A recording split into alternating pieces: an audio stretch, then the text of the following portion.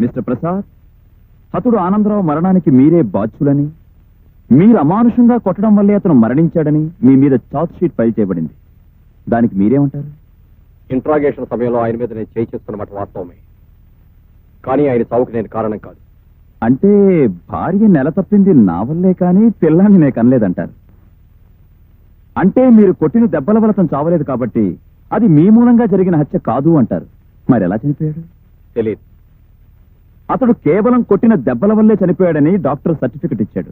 దీనికేమంటారు? తెలియదు. మీరు కొట్టెళ్ళిన తర్వాత మరొకడొచ్చి కొట్టి చంపలేదుగా? తెలియదు. యువర్ ఆనర్, అడిగిన ప్రతిదానికి తెలియదు తెలియదు అని ముద్దాయి తెలివిగా సమాధానం చెప్పడం కేవలం చేసిన హత్య నుండి తప్పించుకోవడానికి సులువైన మార్గంగా భావిస్తున్నాడని కోర్టు వారు నమ్మాలి. Objection your honour.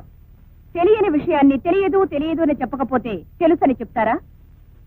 తెలివైన లాయర్ గారిని ఇప్పుడు మీ ఇంట్లో మీ ఆవిడ ఏం చేస్తుంది అని అడిగితే తెలియదని చెప్తారా, తెలుసని చెప్తారా? Objection over out. Thank you your honour. Mister Prasad, హతుడు ఆనందరావు మిమ్మల్ని కలుసుకున్నది మొదలు హత్య జరిగే వరకు. Objection your honour. పీపీ గారు దీన్ని హత్య హత్య అని కేసుకి కొత్త రంగు పొలవడానికి ప్రయత్నిస్తున్నారు. Objection sustained. Sorry your honour. Thank you your honour. ఒక ప్రశ్నకు కరెక్ట్ గా సమాధానం చెప్తారా? మీ కస్టడీలో ఉన్న ఆనందరావుని మీరు ఎందుకు కొట్టారు? వాస్తవాన్ని రాబట్టడం కోసం. There you are. Your honour, విన్నారుగా, వాస్తవాన్ని రాబట్టడానికి చట్టాన్ని తన చేతుల్లోకి తీసుకున్నారు ఏసీపీ ప్రసాద్ గారు. వాస్తవాన్ని రాబట్టడానికి కోర్టులుండగా చట్టాలుండగా ఒక పోలీస్ ఆఫీసర్ అలాంటి ప్రయత్నం చేయడం అన్నది కావాలని చేయడమేనని కోర్టు వారు నమ్మి సాక్షుల్ని ప్రశ్నించడానికి అనుమతించవలసిందిగా కోరుతున్నాను. ఆ రోజు మీరు ఏసీపీ ప్రసాద్ గారితో స్టేషన్ లో ఉన్నారు. అవును సార్. అంటే ఆనందరావును కొట్టిన సమయంలో? అవును సార్. మరి మీరెందుకు ఆపలేదు? చచ్చిపోతాడు సార్ అంటే ఇలాంటి వాడు చచ్చిపోయినా దేశానికి వచ్చి నష్టమేమీ లేదన్నారు సార్. ఏసీపీ ప్రసాద్ గారు ఆనందరావును చావబాతుంటే మీరు ఆపే ప్రయత్నం చేయలేదా? చేశాను సార్. సర్కిల్ ఇన్స్పెక్టర్ గారితో పాటు నేను ఆపే ప్రయత్నం చేశాను. అతడు ఆనందరావును ఏసీపీ ప్రసాద్ గారు కొడుతూ ఉంటే నువ్వేం చేస్తున్నావు? నేనేం చేస్తానండి, పెద్ద పెద్ద ఆఫీసులో చూస్తానున్నారండి, ఆడితో పాటు నేను చూస్తానున్నాను. మరి నువ్వు వద్దని చెప్పలేదా? మనం చెప్తే ఏంటారేటండి? అంటే ఆయన కొట్టిన దెబ్బలకి అతను చచ్చిపోయాడంటావు. ఓం మీద నౌకలు చెల్లిపోయండి, చచ్చిపోయాడు. ఆయన కొట్టి వెళ్ళిపోయిన తర్వాత అతను మీరు చూశారా? అయ్యగారు వెళ్ళిపోయాక చెలికి లాగేసామండి. పొద్దుటే వెళ్ళి చూస్తే ముక్కమ్మటే మూతమ్మటే నెత్తురు గారి చచ్చి పడిపోయానండి. అంటే ఏసీపీ గారు కొట్టిన దెబ్బలకు తెల్లవారేసరికి ఆనందరావు సెల్లో చచ్చిపడున్నాడు కదూ. Please note this point your honour. Objection your honour. కావాలని ఒక పోలీస్ ఆఫీసర్ ని నేరంలో ఇరికించాలని పీపీ గారు దృఢ సంకల్పంతో ఉన్నట్టున్నారు.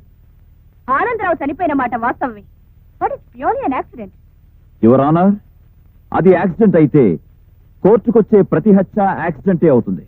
ఎవరి మీద కోపం ఉంటే వారి మీద కారెక్కించి యాక్సిడెంట్ అని రుజువు చేయొచ్చు. Objection over out. Thank you your honour.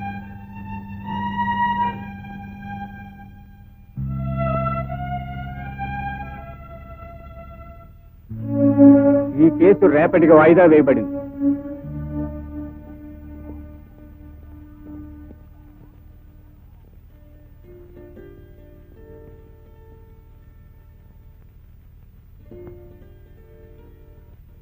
నాకు సహాయం చేయబోయి మీరు ఇబ్బందిలో పడ్డారు.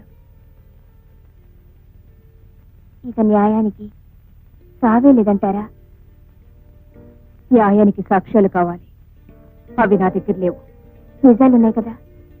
ఇవి నిజాలను చెప్పడానికి కూడా సాక్ష్యాలు కావాలి.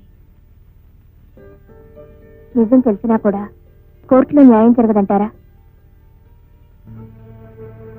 నిజంతో న్యాయాన్ని జయించలేవని ఇప్పుడే నాకు అర్థమైంది.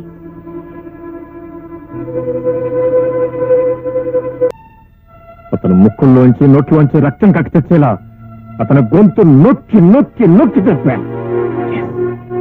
అతను నేనే చెప్పాను. చిట్ట చివరి సమయంలో వచ్చి తీరుపడిగా నిజాన్ని ఎందుకు అంగీకరిస్తున్నారు? నా మూలంగా నిజాయితీ గల ఒక పోలీస్ ఆఫీసర్ బలి కావటం ఇష్టం లేక, నా కారణంగా ఒక ఇల్లాలి కాపురం కూలిపోవటం ఇష్టం లేక